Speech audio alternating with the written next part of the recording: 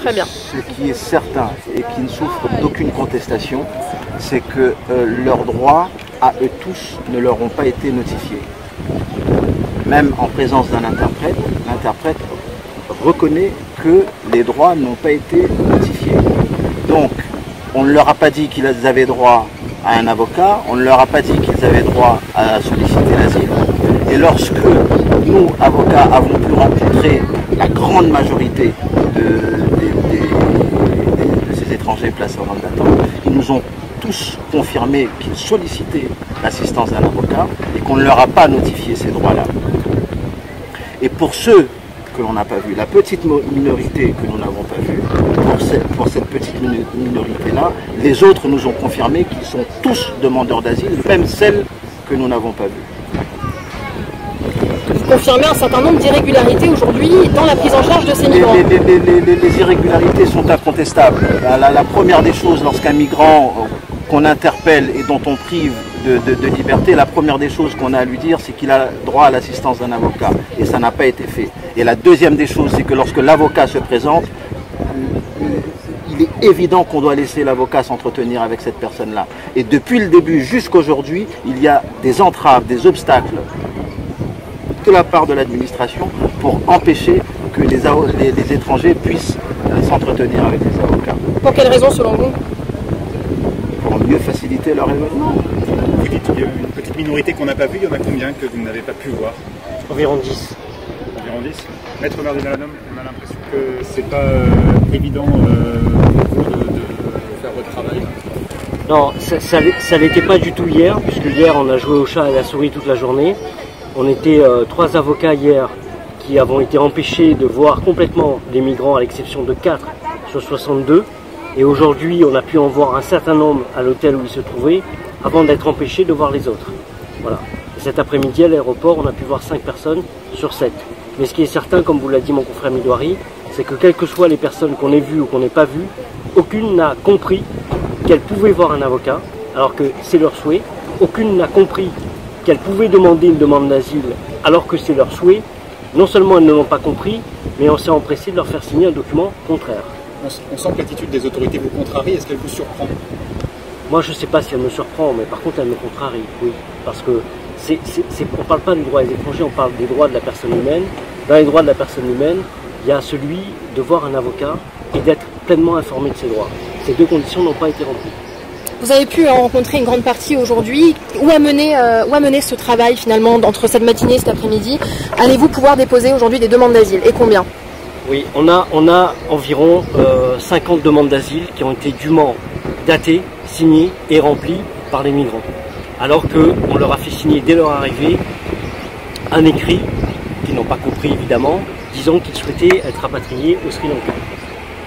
Voilà. Une fois ces demandes déposées, ça change évidemment toute la situation pour eux. Qu'est-ce qui change? Ça change qu'aujourd'hui, ils sont sous le régime de demandeurs d'asile, donc il faut que leurs demandes soient examinées par l'OFPRA. Ça prend combien de temps? Ça va prendre quelques jours, quelques semaines, on ne sait pas, nous, ça dépend de l'OFPRA à Paris.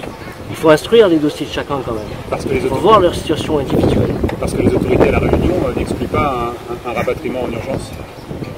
Non, à partir du moment où les personnes ont demandé l'asile, l'OFPRA va examiner si la demande est bien fondée ou si elle est mal fondée ou irrecevable. Et si la demande est mal fondée ou irrecevable, la personne pourrait être acheminée vers son pays d'origine, sauf si elle le conteste.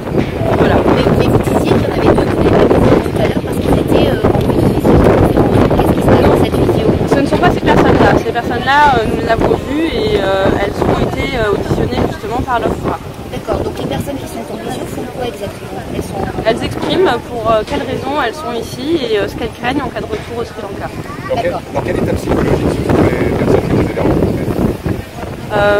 Elles ont énormément de mal à comprendre, elles sont très effrayées et elles ont du mal à faire confiance. On ne leur a rien expliqué, elles ne savent absolument pas ce qui se passe, elles voient des uniformes toute la journée, elles n'ont pas le droit de sortir de leur chambre pour ce qui est de l'hôtel. Elles sont dans un état psychologique pas très bon. En fait, ce sont des gens qui ne connaissent pas leur droit, tout simplement. Absolument pas. Absolument pas. Continuer à ne pas le connaître le plus longtemps possible. Exactement 16 ça. heures a priori. C'est exactement ça. C'est quoi les conditions de détention? Qu'est-ce qu'ils font, notamment les enfants là? Ils sont dans quel espace? Ils sont avec leur mère en fait dans la zone d'attente qui est située à l'aéroport ici. Ça ressemble à quoi? Non, franchement, c'est une salle qui fait 15 mètres carrés avec les femmes et les enfants sur un banc. Ils ont des lits? Il y a 7 femmes et 10 enfants. Ils ont eu des lits hier soir, mais là, ils sont sur des bancs dans une salle fermée. Les enfants, ils ont des jeux. Pardon? Les enfants sont juste en compagnie de leur mère, c'est tout? Ça, c'est la salle commune dont ils parlent. Après, les personnes ont une chambre avec des lits. Il y a des espaces où elles peuvent être hébergées, dormir correctement. Sous le régime de la demande d'asile, est-ce qu'ils vont malgré tout devoir rester dans ces espaces où ils sont aujourd'hui?